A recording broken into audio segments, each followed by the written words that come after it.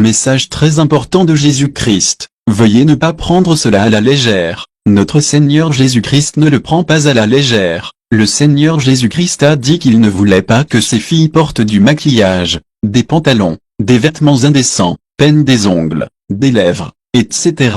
Utilisent des cheveux artificiels, se coiffent, portent des bijoux. Il ne veut pas qu'il ressemble au monde. Il vous a créé belle. Le Seigneur a dit, arrêtez de changer ce que j'ai créé. Si vous voulez tellement ces choses, pourquoi ne faites-vous pas vos propres humains et ne les mettez-vous pas dessus? Arrêtez de changer ce que j'ai créé. Le Seigneur ne veut pas non plus que les hommes fassent toutes ces choses, ou affaissent leurs pantalons, fassent des nuances amusantes dans leur coupe de cheveux, s'habillent de manière indécente ou aient l'air du monde. C'est ce qu'il a dit à propos de l'utilisation de ces choses et il a dit que tous ceux qui les utilisent sont en route vers l'enfer à moins qu'ils ne se repentent. Certaines personnes m'ont condamné pour avoir délivré ce message. Lorsque le Seigneur Jésus-Christ m'a rendu visite dimanche il y a 2 semaines, je bavardais avec lui de minuit environ à 3 heures du matin. Je lui ai parlé de cela, de la réaction des gens. La réponse du Seigneur a été, ma fille, dis ce que je t'ai dit de dire. Alors ne pensez pas que le Seigneur prendra cela à la légère.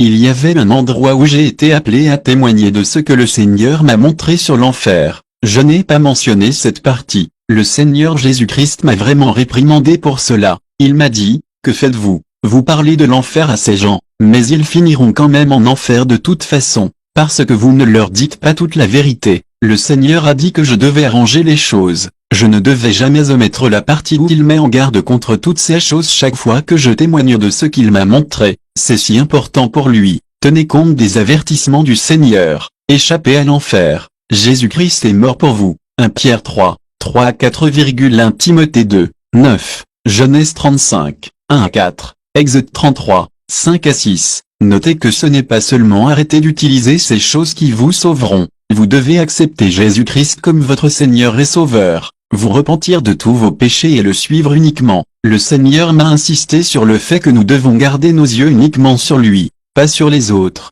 Préparez-vous parce que Jésus-Christ vient. J'ai livré le message que le Seigneur Jésus-Christ m'a donné concernant le maquillage, les bijoux, les cheveux artificiels, etc.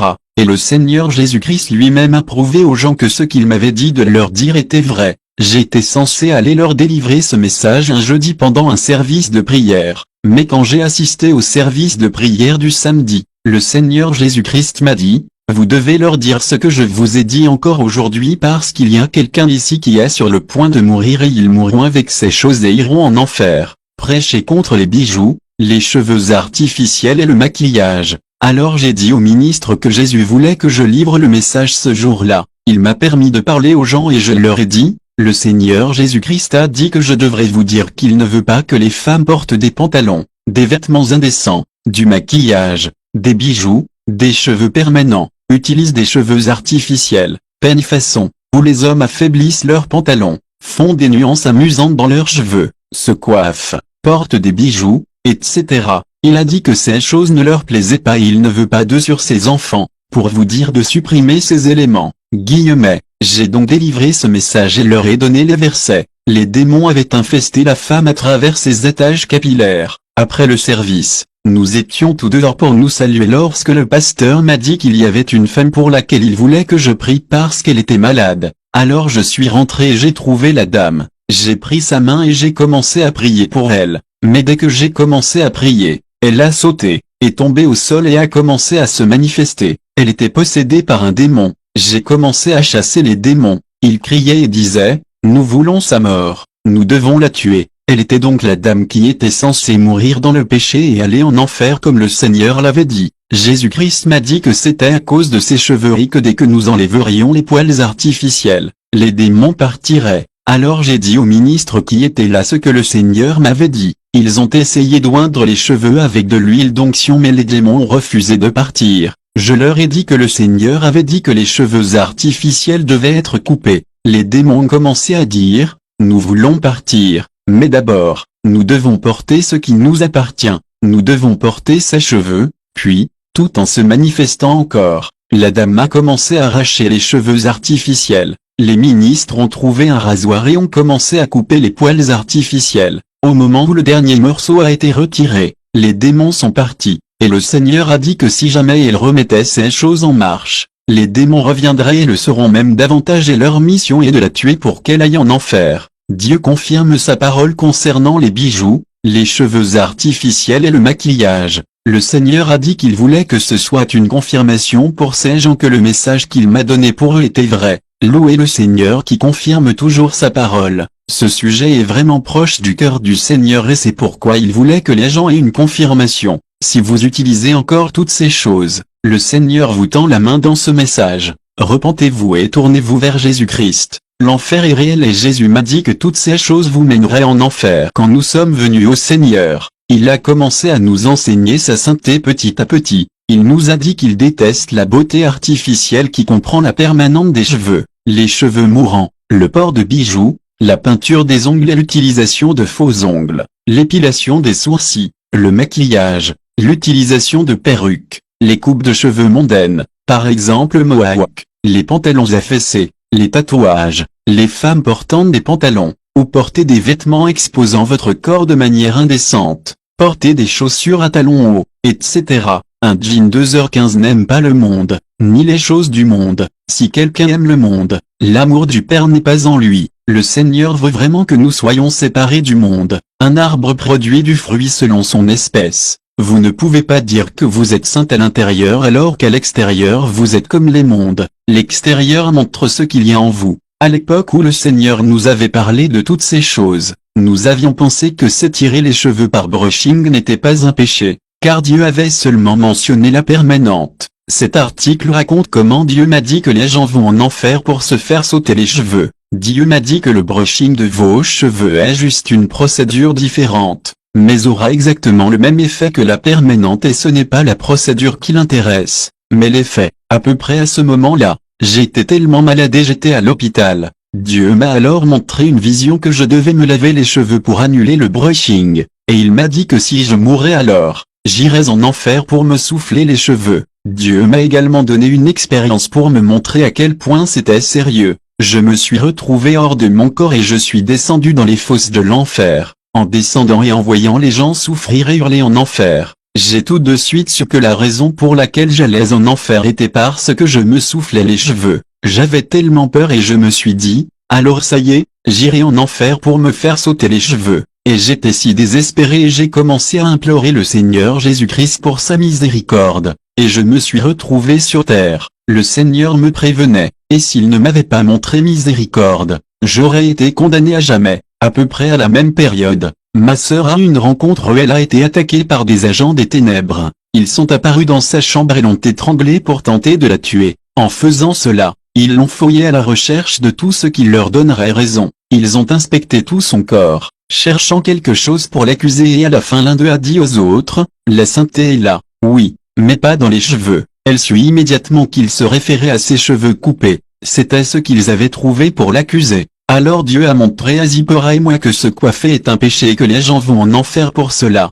Dieu est extrêmement saint, et si nous voulons arriver au ciel, nous devons être prêts à lâcher tout ce que le Saint-Esprit nous dit d'arrêter. Si vous voulez arriver au ciel, tout ce que Dieu vous a convaincu, vous devez l'arrêter, ne pas remettre à plus tard et ne pas vous comparer aux autres. Suivez simplement Jésus dans une obéissance totale. Étroit est le chemin qui mène à la vie et la Bible dit, efforcez-vous d'entrer par la porte étroite parce que beaucoup essaieront d'entrer, mais ils échoueront. Certaines personnes n'arrêtent pas de dire que l'extérieur n'a pas d'importance en ce qui concerne la sainteté, mais je vous dis aujourd'hui sans aucun doute que Dieu se soucie aussi de la sainteté extérieure. C'est pourquoi il a dit, vous êtes la lumière du monde, votre sainteté part du cœur mais ses fruits sont visibles à l'extérieur. Satan est celui qui vous trompe sur le fait que cela n'a pas d'importance. Cela fait, repentez-vous maintenant avant qu'il ne soit trop tard. Quiconque abandonne sa vie pour Christ la trouvera et quiconque s'accroche à sa vie la perdra. Vous pouvez vivre pour vous-même maintenant et périr,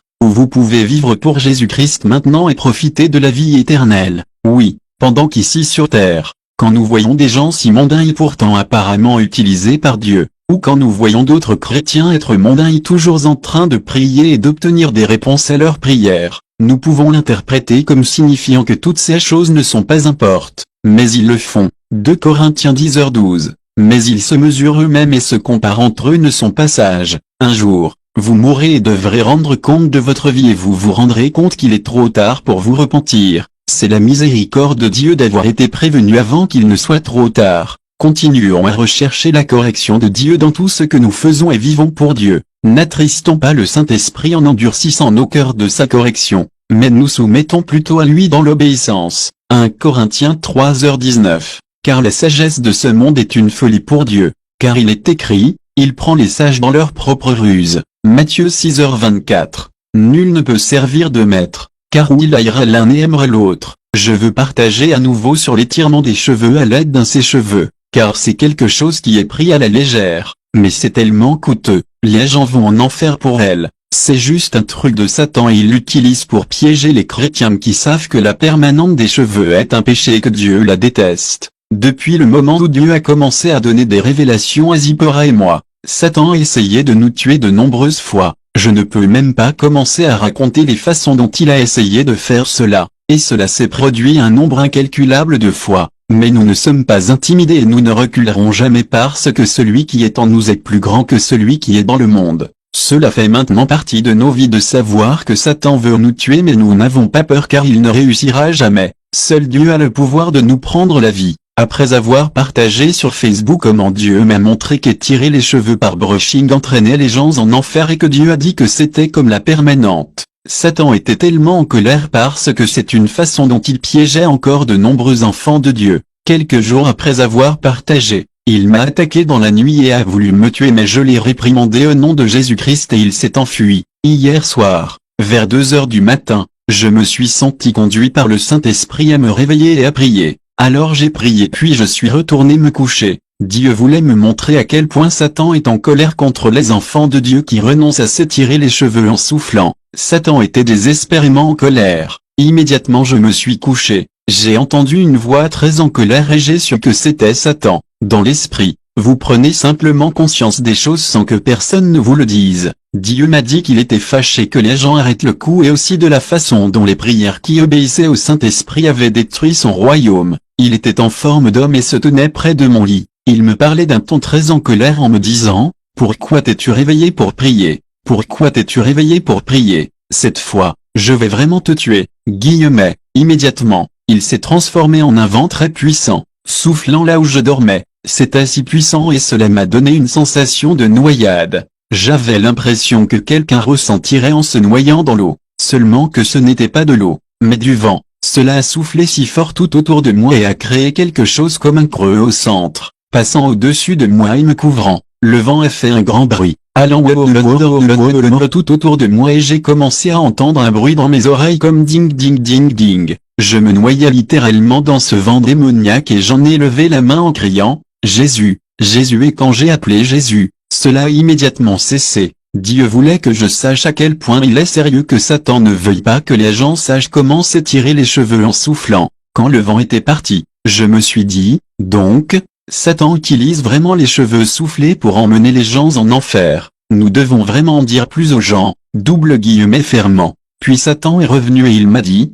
d'accord, je ne te tuerai pas, je veux te donner de l'argent. Comment puis-je vous l'envoyer? Je veux t'envoyer de l'argent de qui toi? C'est une ville voisine de la ville où j'habite. Connais-tu quelqu'un qui ira bientôt à qui tu es pour qu'il récupère l'argent pour toi? Il s'était de nouveau transformé en eux m'en disant cela, et j'ai dit, partez Satana, je vous réprimande au nom de Jésus-Christ et il a disparu. Peu de temps après, il est revenu et cette fois, il s'est transformé en beaucoup de gens, des journalistes pour être exact. Je suis journaliste de profession. Satan s'est transformé en beaucoup de journalistes et est apparu à nouveau et a dit, nous vous faisons une offre, n'est-ce pas accepté ou non? Ils parlaient tous en même temps et disaient le même mot à l'heure exacte. Il n'y avait pas beaucoup de monde, c'était juste Satan qui faisait semblant d'être plusieurs personnes et je le savais. Immédiatement, ils ont dit cela, ils ont disparu. J'ai été choqué par ce que je voyais pendant tout ce temps, je pensais juste à moi-même. Alors souffler est vraiment quelque chose qui est utilisé pour amener les chrétiens en enfer et,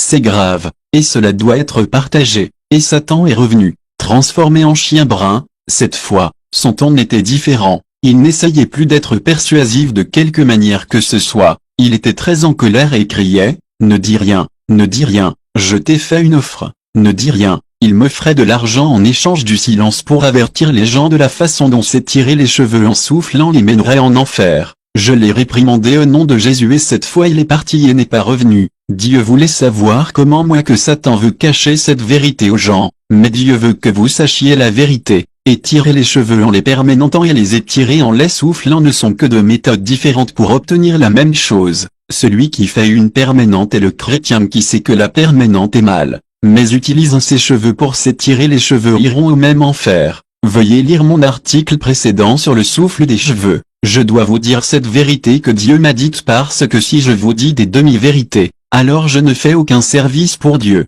parce que vous finirez toujours en enfer. Pour moi, il vaut mieux vous dire la vérité qui vous sauvera, que le mensonge qui vous réconfortera en enfer. Dieu veut notre tout ou rien. Une chose que Dieu m'a enseignée est que si nous avons décidé de nous repentir et de suivre Jésus-Christ, nous devons être prêts à tout perdre. Si nous voulons suivre Jésus mais que nous ne voulons pas perdre certaines choses auxquelles Dieu nous dit, alors nous perdons simplement notre temps. Suivre Jésus-Christ est une décision sérieuse qui implique d'atteindre un point où nous sommes prêts à tout perdre pour l'amour du Christ. Philippiens 3, 8. Oui, sans aucun doute, et je compte toutes choses sauf la perte pour l'excellence de la connaissance de Jésus mon Seigneur, pour qui j'ai souffert la perte de toutes choses et je ne les compte que des excréments, afin de gagner Christ et d'être trouvé en lui. Tous les chrétiens sont appelés à une vie où leur vie est une offrande à Dieu. Marc 8h34. Quiconque veut venir après moi, qu'il se renie lui-même, prenne sa croix et me suive. Suivre Jésus implique en fait une mort complète.